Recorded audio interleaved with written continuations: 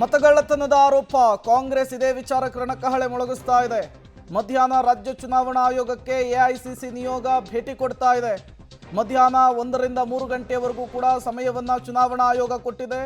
ಚುನಾವಣಾ ಆಯೋಗದ ಮುಂದೆ ಪೊಲೀಸರಿಂದ ಬಿಗಿ ಬಂದೋಬಸ್ತನ್ನು ಕಲ್ಪಿಸಲಾಗಿದೆ.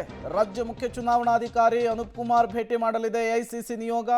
ಇಲ್ಲಿ ನಿನ್ನೆ ಮಾಡಿದಂತಹ ಆರೋಪ, ಅವರು ಸಂಗ್ರಹಿಸಿರುವಂತಹ ದಾಖಲೆ ಎಲ್ಲವನ್ನು ಕೂಡ ಪ್ರೊವೈಡ್ ಮಾಡುವಂತಹ ಸಾಧ್ಯತೆ ಇದೆ. ಈ ಮೂಲಕ ಮತಗಳ್ಳತನದ ವಿರುದ್ಧದ ತಮ್ಮ ಹೋರಾಟವನ್ನು ಮತ್ತೊಂದು ಹಂತಕ್ಕೆ ತೆಗೆದುಕೊಂಡು ಹೋಗೋದಕ್ಕೆ ಎಐಸಿಸಿ ನಿರ್ಧರಿಸಿರುವಂಥದ್ದು. ಮೊದಲು ಪ್ರತಿಭಟನೆ, ಸರ್ಕಾರದ ವಿರುದ್ಧ ಆಕ್ರೋಶ, ಅಂದರೆ ಕೇಂದ್ರ ಸರ್ಕಾರದ ವಿರುದ್ಧ. ಅದಾದ ಮೇಲೆ ರಾಜ್ಯ ಚುನಾವಣಾ ಆಯೋಗಕ್ಕೆ ಎಐಸಿಸಿ ನಿಯೋಗ ಭೇಟಿ ಕೊಡುತ್ತೆ. ಅಲ್ಲಿ ಒಂದಿಷ್ಟು ಮನವಿಗಳನ್ನು ಕೂಡ ಮಾಡಿಕೊಳ್ಳುವಂತಹ ಸಾಧ್ಯತೆ ಇದೆ. ಹಾಗಾಗಿ ಮುಂದಿನ ದಿನಗಳಲ್ಲಿ ಈ ವಿಚಾರ ಹೇಗೆ ಸಾಗುತ್ತೆ ಅನ್ನೋದು ಕೂಡ ಅಷ್ಟೇ ಕುತೂಹಲ ಕಾರಣವಾಗ್ತಾ ಇದೆ. ಇಂಟ್ರೆಸ್ಟಿಂಗ್ ವಿಚಾರ ಅಂದರೆ ಬಹಳಷ್ಟು ರಾಜ್ಯಗಳಲ್ಲಿ ರೀತಿ ಆಗಿದೆ ಅಂಥೇಳಿ ರಾಹುಲ್ ಗಾಂಧಿ ಅವರು ಹೇಳ್ತಾ ಇದ್ದಾರೆ. ಬಟ್ ಹೋರಾಟಕ್ಕೆ ಬೆಂಗಳೂರನ್ನೇ ಆಯ್ಕೆ ಮಾಡ್ಕೊಂಡಿದ್ಯಾಕೆ ಅಂಥೇಳಿ ಸೋಮವಾರ ಪ್ರಧಾನಿ ನರೇಂದ್ರ ಮೋದಿ ಅವರು ಕೂಡ ಬೆಂಗಳೂರಿಗೆ ಬರಲಿಕ್ಕಿದ್ದಾರೆ. ಇಂದು ರಾಹುಲ್ ಗಾಂಧಿ ಅವರ ಮತಗಳ್ಳತನ ವಿರುದ್ಧ ಪ್ರತಿಭಟನೆಯಲ್ಲಿ ಭಾಗವಹಿಸಲಿಕ್ಕೆ ಸಚಿವರಂತ ದಿನೇಶ್ ಗುಂಡೂರಾವ್ ಅವರು ಬಂದಿದ್ದಾರೆ. ಸರ್, ಮೊದಲನೇದಾಗಿ ಇಡೀ ರಾಷ್ಟ್ರವ್ಯಾಪ್ತಿಯಾಗಿ ಆಗಿರುವಂಥದ್ದು ಅನ್ನುವಂಥ ಆರೋಪ, ಅದಕ್ಕೆ ಒಂದು ವೇದಿಕೆಯಾಗಿ ಇದನ್ನು ಬಳಸ್ಕೊಂಡಿದ್ದಾರೆ. ಅಂದರೆ ಬೆಂಗಳೂರಲ್ಲಿ ಮಾಡ್ತಾ ಇದ್ದಾರೆ ಪ್ರತಿಭಟನೆ. ಇದು ದೇಶದ ಬೇರೆ ಭಾಗಗಳಲ್ಲೂ ಆಗಿದೆಯಾ ಅಥವಾ ಕರ್ನಾಟಕದಲ್ಲಿ ಇದು ಒಂದೇ ಕ್ಷೇತ್ರದಲ್ಲಿ ಆಗಿದೆ? ಏನು ಸರ್ ದಾಖಲೆ? ಇಲ್ಲ, ಈಗ ನಿನ್ನೆ ರಾಹುಲ್ ಗಾಂಧಿ ಅವರು ಸ್ಪಷ್ಟವಾಗಿ ಹಲವಾರು ವಿಷಯಗಳನ್ನು ಪ್ರಸ್ತಾಪ ಮಾಡಿದ್ದಾರೆ. ಈ ತರ ಆಗ್ತಾ ಇರತಕ್ಕಂಥದ್ದು ಬಹಳಷ್ಟು ಕಡೆ ನಡೆದಿರೋ ಬಗ್ಗೆನೂ ಕೂಡ ಅವ್ರು ಹೇಳಿದ್ದಾರೆ. ಈಗ ನಾವು ಹೇಳ್ತಾ ಇರೋದು, ಚುನಾವಣಾ ಆಯೋಗ ತನ್ನ ಜವಾಬ್ದಾರಿಯನ್ನು ಅರಿತುಕೊಂಡು ನಿಷ್ಪಕ್ಷಪಾತವಾಗಿ ನಡ್ಕೋಬೇಕು. ಇದೇನೋ ಅವರ ಚುನಾವಣಾ ಆಯೋಗದ ವಿರುದ್ಧ ಅಂತ ಅಲ್ಲ, ಇವತ್ತು ಆಗ್ತಾ ಇರತಕ್ಕಂಥ ಒಂದು ವ್ಯವಸ್ಥೆಯ ವಿರುದ್ಧ ಹೋರಾಟ ಮಾಡ್ತಾ ಇದ್ದೀವಿ.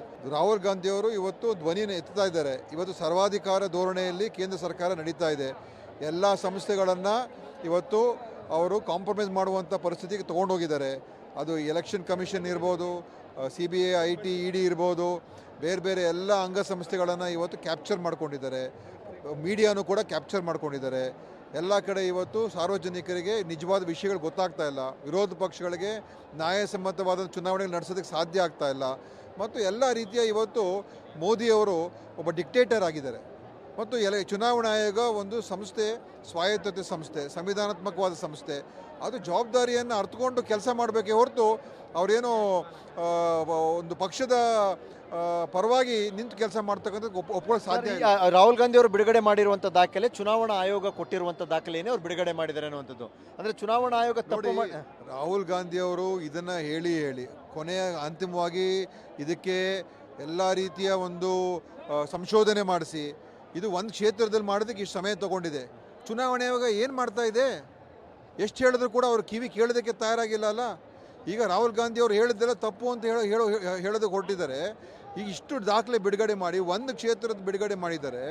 ಅದನ್ನು ಇಷ್ಟೊಂದು ಸಂಶೋಧನೆ ಮಾಡಿ ಎಷ್ಟು ಕಷ್ಟಪಟ್ಟಿರ್ತಾರೆ. ಇದು ಚುನಾವಣಾ ಆಯೋಗ ಕೆಲಸ. ಇದು ಅವರು ವೈಫಲ್ಯ ಇವತ್ತು ಆಗ್ತಾ ಇರೋದ್ರಿಂದ ಮತ್ತು ಪಕ್ಷಪಾತ ಮಾಡ್ತಾ ಇರೋದ್ರಿಂದ ಇವತ್ತು ಇದೆಲ್ಲ ಆಗ್ತಾ ಇರುವಂಥದ್ದು. ಸ್ಪಷ್ಟ ಉತ್ತರ ಕೊಡೋದಿಲ್ಲ, ಪಾರದರ್ಶಕತೆ ಇಲ್ಲ. ರಾಹುಲ್ ಗಾಂಧಿ ಅವರು ಸಾಕಷ್ಟು ಸಂಶೋಧನೆ ಮಾಡಿದ್ದಾರೆ, ಸಾಕ್ಷ್ಯಗಳನ್ನು ಸಂಗ್ರಹಿಸಿದ್ದಾರೆ. ಕೇವಲ ಆರೋಪ ಪ್ರತ್ಯಾರೋಪಗಳಿಗೆ ಮಾತ್ರ ಈ ಸಾಕ್ಷ್ಯ ಸೀಮಿತವಾಗುತ್ತಾ, ಅಥವಾ ಕಾನೂನು ಹೋರಾಟದವರೆಗೂ ಕೂಡ ಈ ಸಾಕ್ಷ್ಯಗಳನ್ನು ತಲುಪಿಸಿ ಸಾಬೀತು ಮಾಡುವಂತಹ ಕೆಲಸವನ್ನು ಕಾಂಗ್ರೆಸ್ ಮಾಡುತ್ತಾ ಅನ್ನೋದು ಈಗಿರುವಂತಹ ಪ್ರಶ್ನೆ. ಬೆಂಗಳೂರು ಲೋಕಸಭಾ ಕ್ಷೇತ್ರದ ಕಾಂಗ್ರೆಸ್ ಅಭ್ಯರ್ಥಿಯಾಗಿದೆ ಅಂತ ಮನ್ಸೂರ್ ಅವರು ನಮ್ಮ ಜೊತೆಗಿದ್ದಾರೆ. ಸರ್, ತಮ್ಮ ಕ್ಷೇತ್ರದ ವಿಚಾರವನ್ನೇ ಮುಂದಿಟ್ಕೊಂಡು ರಾಹುಲ್ ಗಾಂಧಿ ಅವರು ಇವತ್ತು ರಾಷ್ಟ್ರ ಮಟ್ಟದ ಗಮನ ಸೆಳೆಯೋಕ್ಕೆ ಮುಂದಾಗಿದ್ದಾರೆ. ತಮ್ಮ ಗಮನಕ್ಕೆ ಯಾವಾಗ ಬಂದಿತ್ತಿದು? ನೋಡಿ, ರಾಹುಲ್ ಗಾಂಧಿ ಅವರು ಇದ್ಮೇಲೆ ರಿಸರ್ಚ್ ಮಾಡ್ತಾನೆ ಇದ್ದಾರೆ. ಲಾಸ್ಟ್ 6 ಮಂತ್ಸಿಂದ ರಾಹುಲ್ ಗಾಂಧಿ ಅವರು ಈ ಮ್ಯಾಟರ್ ನೋಡ್ತಾ ಇದ್ದಾರೆ. ಮತ್ತು ದಾಖಲೆ ಇತ್ತು ಮತ್ತು ರಿಸರ್ಚ್ ಮಾಡಬೇಕಿತ್ತು ಇದು. ಯಾಕಂದರೆ ಅವ್ರು ಫುಲ್ ರಿಸರ್ಚು ಡೇಟಾ ಎಲ್ಲ ತಗೊಂಡು ರಾಹುಲ್ ಗಾಂಧಿ ಅವರು ಈ ಫ್ಯಾಕ್ಟ್ಸ್ ಇಟ್ಟಿರೋದು. ಇವಾಗ ಅವ್ರು ಬಂದಿದ್ದಾರೆ, ಎಲ್ಲ ಫ್ಯಾಕ್ಟ್ ಸಿಕ್ಕಿರೋದು ಎಲೆಕ್ಷನ್ ಕಮಿಷನ್ ಡೇಟಾಯಿಂದಾನೇ ಇದು. ಸೊ ಇವಾಗ ಎಲೆಕ್ಷನ್ ಕಮಿಷನ್ ಆನ್ಸರ್ ಮಾಡಬೇಕು ಇದು. ಯಾಕಂದರೆ ಡೆಮೋಕ್ರಸಿನಲ್ಲಿ ಎಲೆಕ್ಟೋರಲ್ ರೋಲ್ಸ್ ಕ್ಲೀನ್ ಇಲ್ಲಾದರೆ ಆಬ್ವಿಯಸ್ಲಿ ನಿಮಗೆ there all chances for manipulation. ಹೋದ ಮೇಲೆ ತಾವು ಸರ್ವೆ ಮಾಡಿಸಿದ್ರೆ ಕ್ಷೇತ್ರದೇನಾರು ಸರ್ವೆ? ನೋಡಿ, ನಾನು ಸೋತ ಮೇಲೆ ಕಾನ್ಸ್ಟಿಟ್ಯೂನ್ಸಿ ಜನರ ಜೊತೆನೇ ಇದ್ದೀನಿ. ಸೊ ನಮಗೂ ರಾಹುಲ್ ಗಾಂಧಿ ಅವ್ರಿಗೂ ನಮಗೂ ಒಂದು ರಫ್ ಐಡಿಯಾ ಆಯಿತು. ಓಕೆ, ಇದು ಬೆಂಗಳೂರು ಕೇಂದ್ರ ಲೋಕಸಭಾ ಕ್ಷೇತ್ರದ ಕಾಂಗ್ರೆಸ್ ಅಭ್ಯರ್ಥಿಯಾಗಿರೋ ಮನ್ಸೂರ್ ಅವರ ಮಾತು. ಅಂದರೆ ಅದ್ರ ಬಗ್ಗೆ ರಿಸರ್ಚನ್ನು ರಾಹುಲ್ ಗಾಂಧಿ ಅವರು 6 ತಿಂಗಳಿಂದ ಮಾಡ್ತಾ ಇದ್ರು. ಆ ಪ್ರಕಾರ ನಮ್ಮ ಕ್ಷೇತ್ರದಲ್ಲಿ ಆಗಿರುವಂಥದ್ದು ಕೂಡ ಅವರ ಗಮನಕ್ಕೆ ಬಂದಿದೆ ಅನ್ನುವಂಥದ್ದು ಮನ್ಸೂರ್ ಅವರ ಮಾತು. ಕ್ಯಾಮ್ರಾ ಪರ್ಸನ್ ಮುನ್ರಾಜ್ ಜೊತೆ ಸುಖೇಶ್, ಪಬ್ಲಿಕ್ ಟಿವಿ, ಬೆಂಗಳೂರು.